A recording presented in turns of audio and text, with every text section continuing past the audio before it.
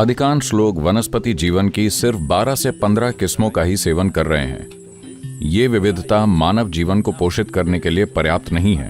अगर वो भोजन को 1% भी दूषित कर दें तो वो अरबों डॉलर कमा सकते हैं। ये खतरनाक चीजें हैं। अगर हम इसका सेवन रोजाना करेंगे तो हमें कई परेशानियों का सामना करना पड़ेगा। अपने खाने के तरीके को बदलकर हम दिमागी क्षमता को काफी हद तक बढ़ा सकते हैं। खरगोशों को बहुत ज्यादा कोलेस्ट्रॉल वाला खाना खिलाया गया। सबको हृदय संबंधी समस्याएं हो गईं, सिर्फ एक ग्रुप को छोड़कर। खाने में कोलेस्ट्रॉल की मात्रा ने उन पर कोई असर नहीं डाला।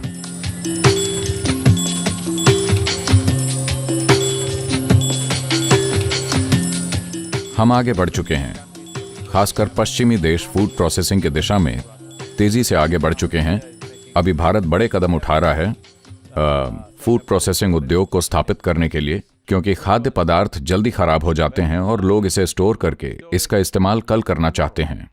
तो एक नीति के रूप में, एक फिलॉसफी के रूप में, एक सामाजिक चेतना के रूप में हमें यह समझना चाहिए कि भोजन को उसकी ताजी अवस्था में खाना ही खाने का सबसे अच्छा तरीका है। लेकिन किसी के जीवन में ऐसी बाहरी परिस्थितियां होती हैं जहां आप ऐसी जगहों पर हो सकते हैं जहां ऐसा करना संभव नहीं है, तब प्रोसेस्ड फूड और फ्रोजन फूड ठीक हैं।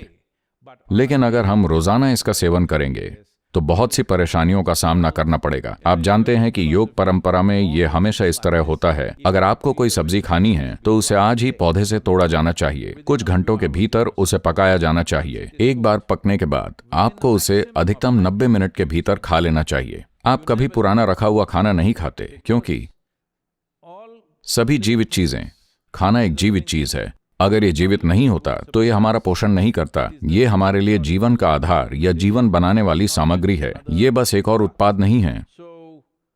तो ये सब जीवन से मृत्यु की ओर या मृत्यु से जीवन को फिर से बनाने की ओर बढ़ रहा है। ऐसा हर समय जीवन के हर स्तर पर हो रहा है। पूरी प्रक्रिया जिसे हम जीवन कहते हैं वो जीवन और मृत्यु के बीच का चक्र है। हम जीवन को एक गतिशील प्रक्रिया के रूप में देखते हैं, मृत्यु को जड़ता के रूप में। अगर कोई अभी निष्क्रिय हो जाता है, अगर हम उसे कुछ चुभोते हैं और वो सक्रिय हो जाता है तो हम कहते हैं वो सो रहा था। अगर कोई निष्क्रिय हो जाता है, अगर आप उसे चुभोते हैं और वो नहीं उठता, लेकिन काफी चिकित्सा उपचार के बाद वो जाग जाता है, तो हम कहते हैं वो बेहोश या वो कोमा में था। लेकिन अगर कोई निष्क्रिय हो जाता है और हम चाहे जो भी करें, अगर वो वापस नहीं आता तो हम कहते हैं वो मर चुका है। तो असल में मृत्यु जड़ता है। जीवन में हर चीज लगातार गतिशीलता और जड़ता के बीच संघर्ष कर रही है। तो हम इस जड़ता को तमस कहते हैं। तो एक बार जब आप भोजन को, खासकर पके हुए भोजन को, कुछ समय के लिए छोड़ देते हैं तो उसमें जड़ता आ जाती है। हो सकता है कि आपको कुछ महसूस ना हो, बस आपकी नींद की मात्रा बढ़ सकती है। यानी आप ज्यादा घंटे सो सकते हैं और हर कोई ये कह रहा है कि आप जितना ज्यादा सोएंगे उतने ही स्वस्थ रहेंगे। बेशक क्योंकि अगर आप पूरी जिंदगी सोते हैं तो आप स्वस्थ हो सकते हैं, लेकिन आप में शायद जीवन ही ना हो। अभी यह सलाह दी जा रही है कि स्वास्थ्य और तंदुरुस्ती के लिए हर किसी को कम से कम 8 घंटे सोना चाहिए।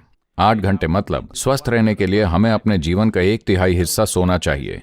किसी मशीन के लिए बहुत ज्यादा सर्विसिंग हुई, अगर मशीन अच्छी क्वालिटी की है तो उसे इतना ज्यादा रखरखाव की जरूरत नहीं होनी चाहिए।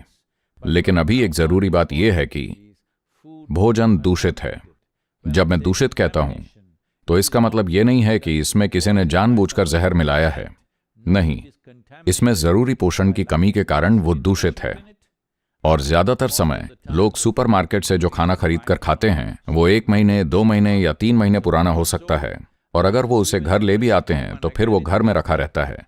और आज ये दिखाने के लिए कई सारे अध्ययन हैं। मैं खास तौर पर ताजा खाने पर जोर इसीलिए दे रहा हूं क्योंकि प्रोसेस्ड फूड और बहुत ज्यादा जड़ता वाले भोजन का सेवन करने से कब्ज होता है।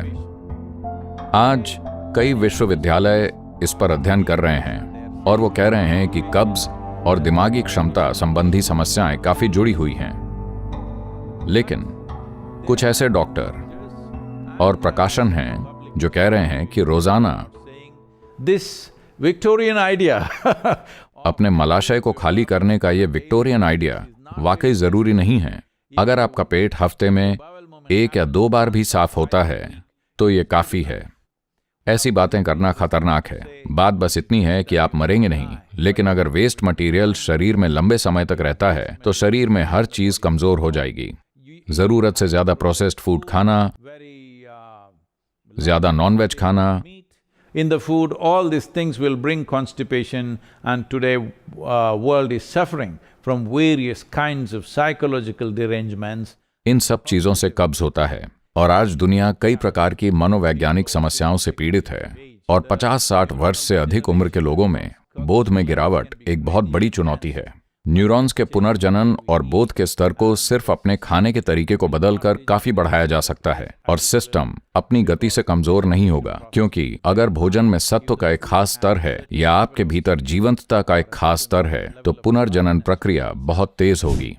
इस बात के बहुत से प्रमाण इकट्ठे हो रहे हैं कि पार्किंसंस की शुरुआत आंत से होती है और आंत में मौजूद छोटे मस्तिष्क एंट्रिक नर्वस सिस्टम के साथ सबसे पहले संपर्क करने में सूक्ष्म जीवों की बड़ी भूमिका होती है।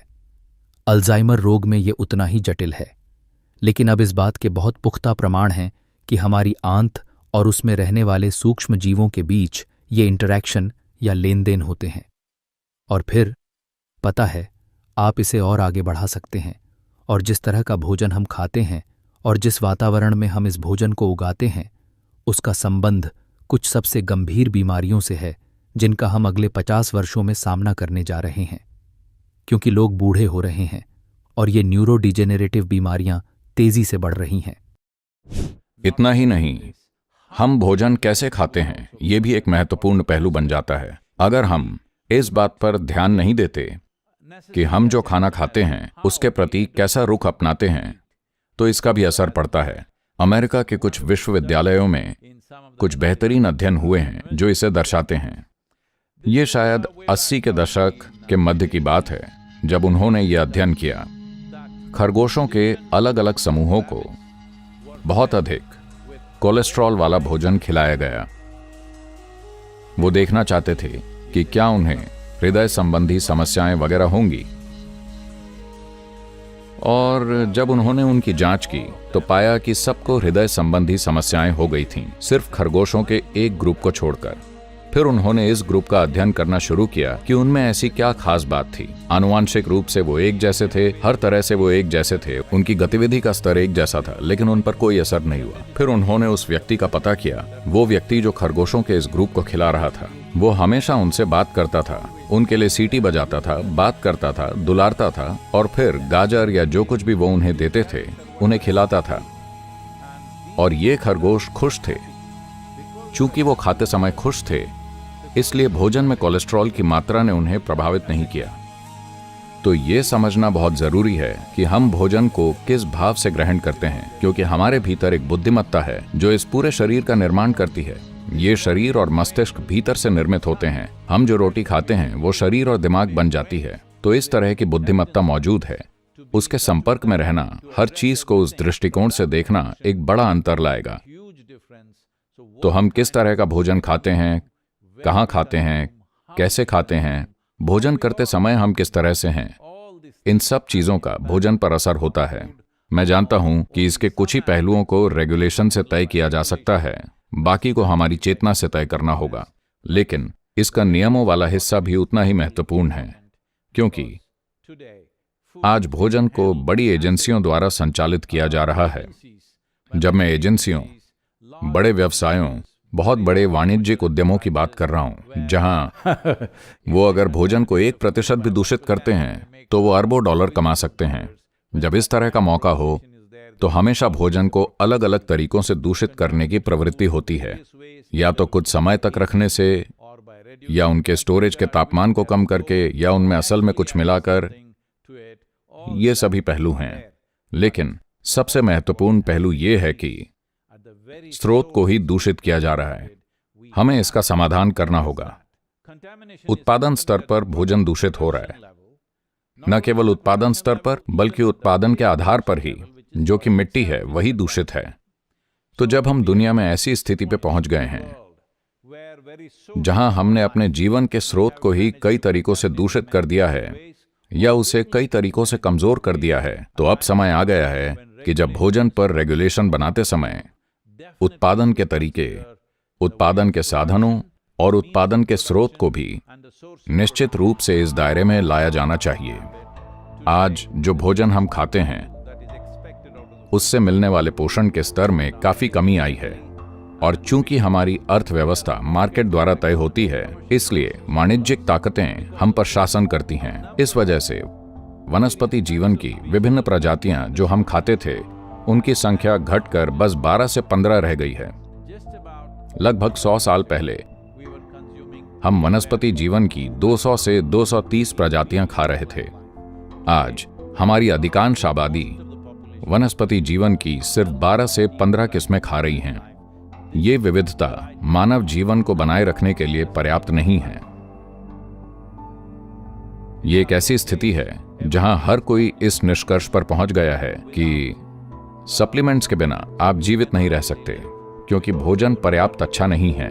हाँ, इसका एक हिस्सा सच है। दुर्भाग्य से भोजन पर्याप्त अच्छा नहीं है। ऐसा इसलिए है क्योंकि मिट्टी पर्याप्त अच्छी नहीं है, और जब मिट्टी पर्याप्त अच्छी नहीं होती तो हमें समझना चाहिए मिट्टी, भोजन, शरीर एक ही चीज के 3 रूप हैं, वो अलग नहीं हैं। तो नियम बनाने वालों को नियमों के दायरे को बढ़ाना होगा और साथ ही मानवीय चेतना को भी ऊपर उठाना होगा ताकि लोग इन चीजों के बारे में सचेतन हो जाएं। नियमों से ज्यादा अगर बाजार सचेतन हो जाता है तो ये स्वाभाविक रूप से कई अलग अलग तरीकों से उत्पादन इकाइयों को रेगुलेट करता है। बाजार ऐसी किसी भी चीज को अस्वीकार कर दे जिसका उत्पादन अच्छा न हो या जो अच्छी क्वालिटी का न हो, वो भी इसका एक हिस्सा है। तो रेगुलेशन बस नियम और कानून बनाने तक ही सीमित नहीं रहना चाहिए। इसे बड़े पैमाने पर लोगों को शिक्षित करने की दिशा में भी आगे बढ़ना चाहिए, सार्वजनिक शिक्षा, ताकि रेगुलेशन बाजार की तरफ से हो सके और उपभोक्ता की तरफ से भी हो सके।